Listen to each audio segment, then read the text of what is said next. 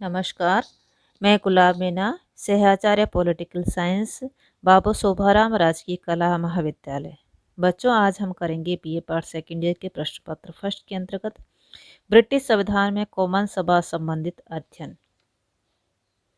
British संसद की 3 अंग है, सम्राट, लॉर्ड सभा और कॉमन सभा। तीनों अंग मिलकर विधि निर्माण के कार्यों को पूरा करते हैं। संसद के दोनों सदनों की बैठकें वेस्टमिनिस्टर के महल में पृथक पृथक रूप से होती हैं। दोनों सदनों का निर्माण पृथक पृथक सिद्धांतों के आधार पर होता है। कॉमन सभा एक लोक सदन है। संसद में कॉमन सभा की स्थिति प्रमुख है। कॉमन सभा विश्व का सबसे प्राचीनतम सदन है। कॉमन सभा ब्रिटिश संसद का निम्न सदन है। इसका निर्माण प्रत्यक्ष निर्वाचन, सार्वभौमिक व्यय मताधिकार और गुप्त मतदान प्रणाली के आधार पर होता है। प्रत्येक ब्रिटिश नागरिक जो मतदान के समय 18 वर्ष की आयु ग्रहण कर लेता है, इसके निर्वाचन में अपने मत का प्रयोग कर सकता है। कॉमन सभा का कार्यकाल 5 वर्ष है। सम्राट इसे प्रधानमंत्री के परामर्श पर समय से पूर्व भंग कर सकता है। आपातकाल में इसके कार्यकाल को बढ़ाया जा सकता है। इसलिए ये कहा जाता है कि इसका कार्यकाल निश्चित होते हुए भी अनिश्चित है। नेक्स्ट है कॉमन सभा की शक्तियां एवं कार्य।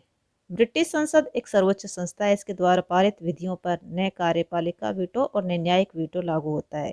संसद में कॉमन सभा की स्थिति सर्वोच्च है। वस्तुतः ब्रिटिश संसद की सर्वोच्चता का वास्तविक अर्थ कॉमन सभा की सर्वोच्चता से है। जब मंत्री संसद से परामर्श लेते हैं तो इसका वास्तविक अर्थ कॉमन सभा से परामर्श लेना है। जब यह कहा जाता है कि मंत्रिमंडल संसद के प्रति उत्तरदायी है तो इसका वास्तविक अर्थ है कि वह कॉमन सभा के प्रति उत्तरदायी है। कॉमन सभा की कार्य एवं शक्तियाँ प्रमुख इस प्रकार है। फर्स्ट है विधायी शक्तियाँ। कॉमन सभा का प्रमुख कार्य विधियों का निर्माण करना, उन्हें संशोधित करना एवं उन्हें रद्द करना है। इस कार्य में लॉर्ड सभा भी उसकी साझेदार है, परंतु 1911 और 1949 के अधिनियमों ने उसकी शक्तियों में कटौती कर दी है और विधि निर्माण में उसकी भूमिका गौण बन गई है। साधारण विधेयक दोनों सदनों में से किसी सदन में प्रस्तुत किए जा सकते हैं, परंतु महत्वपूर्ण एवं सरकार की नीतियों से संबंधित विधेयक सामान्यतः कॉमन सभा में ही प्रस्तुत किए जाते हैं। कॉमन सभा द्वारा पारित होने के बाद विधेयक को लॉर्ड सभा के विचार हेतु भेज दिया जाता है। लॉर्ड सभा किसी विधेयक की मृत्यु नहीं कर सकती। वह उसे अधिक से अधिक 1 वर्ष तक रोक सकती है। यदि 1 वर्ष की अवधि में लॉर्ड सभा किसी विधेयक में संशोधित करती है तो उन्हें स्वीकार या अस्वीकार करना कॉमन सभा पर निर्भर करता है। यदि कॉमन सभा लॉर्ड सभा द्वारा किए गए संशोधन से सहमत नहीं होती है तो 1949 के अधिनियम की व्यवस्था के अनुरूप विधेयक कानून का रूप ग्रहण कर लेता है। दूसरा है वित्तीय शक्तियां। राष्ट्रीय वित्त अर्थात सार्वजनिक धन पर कॉमन सभा का पूरा नियंत्रण होता है। इस क्षेत्र में उसकी शक्ति अंतिम और निर्णायक होती है। उसकी अनुमति के बिना 1 पाई खर्च नहीं की जा सकती और कर के रूप में एक दमड़ी एकत्रित नहीं की जा सकती। अर्थात वित्त पर पूर्ण रूप से कॉमन सभा का नियंत्रण होता है। इस क्षेत्र में लॉर्ड सभा कुछ मात्रा में साझेदार है, परंतु उसकी शक्ति अत्यधिक न्यून और क्षीण है। वित्त विधेयक पहले कॉमन सभा में ही प्रस्तुत किए जा सकते हैं। कॉमन सभा द्वारा पारित किए गए वित्त विधेयक लॉर्ड सभा के पास भेजे जाते हैं, जो उन्हें केवल 1 माह तक अपने पास रख सकती है। यदि 1 माह की अवधि में लॉर्ड सभा वित्त विधेयक में कोई संशोधन करती है तो उसे स्वीकार या स्वीकार करना कॉमन सभा पर निर्भर करता है। विवाद की स्थिति में कॉमन सभा का स्पीकर इस बात को निश्चित करता है कि कोई विधेयक वित्त विधेयक है या नहीं। उसका निर्णय अंतिम होता है। तीसरी शक्ति है कार्यपालिका पर नियंत्रण। संसद का कार्य प्रशासन करना नहीं होता, बल्कि जो प्रशासन का संचालन करते हैं उनसे पूछना है कि वे क्या करते हैं, क्यों करते हैं और कैसे कैसे कैसे करते हैं। इस दृष्टि से संसद का कार्यपालिका पर पूरा नियंत्रण होता है। इस क्षेत्र में भी लॉर्ड सभा की तुलना में कॉमन सभा की शक्ति अत्यधिक ज़्यादा होती है। मंत्रिमंडल कॉमन सभा के प्रति सामूहिक रूप से उत्तरदायी होता है, लॉर्ड सभा के प्रति नहीं। कॉमन सभा के विश्वास पर ही वह अपने पद पर बना रह सकता है। जब मंत्रिमंडल पर कॉमन सभा का विश्वास समाप्त हो जाता है तो उसे त्यागपत्र देना पड़ता है या चुनाव करवाने पड़ते हैं।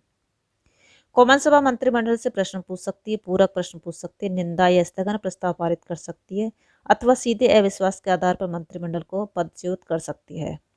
कॉमन सभा बजट में किसी मत की कटौती करके या मंत्रियों के वेतनों में कटौती करके या सरकारी विधेयकों को अस्वीकार करके या निजी सदस्यों के विधेयक को स्वीकार करके मंत्रिमंडल पर अविश्वास को अभिव्यक्त कर सकती है। यह परंपरा बन गई है। जो सरकार पूर्ति को सुनिश्चित करने में असफल रहती है उसे पद त्याग करना पड़ता है अथवा कॉमन सभा को विघटित कर नए चुनाव कराने पड़ते हैं।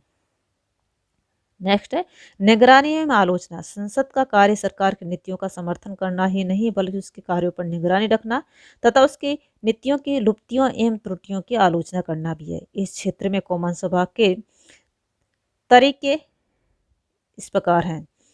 फर्स्ट है विपक्ष। कॉमन सभा में सुदृढ़, संगठित एवं जागरूक विपक्ष का अस्तित्व प्रजातांत्रिक सरकार पर नियंत्रण रखने का सबसे अच्छा तरीका है। वर्तमान समय में दलीय अनुशासन के कारण विपक्ष किसी सरकार को अविश्वास के प्रस्ताव द्वारा पदच्युत तो नहीं कर सकता, फिर भी वह सरकार की नीतियों की रचनात्मक आलोचना कर सकता है, उसके नीतियों की लुप्तियों और त्रुटियों को प्रकाशित कर सकता है, प्रशासन की निष्क्रियता, उदासीनता और भ्रष्टाचार का पर्दाफाश कर सकता है। दूसरा, पिछली पंक्ति के सदस्य। सरकार के पिछली पंक्तियों के सदस्य जो मंत्री नहीं होते, सरकार की हर नीति का अंधाधुंध या निर्विवाद समर्थन नहीं करते, वे नीतियों की आलोचना करते हैं और उसकी त्रुटियों को सदन में संसदीय दल की बैठकों एवं समितियों में प्रकट करते हैं। तीसरा है प्रश्न।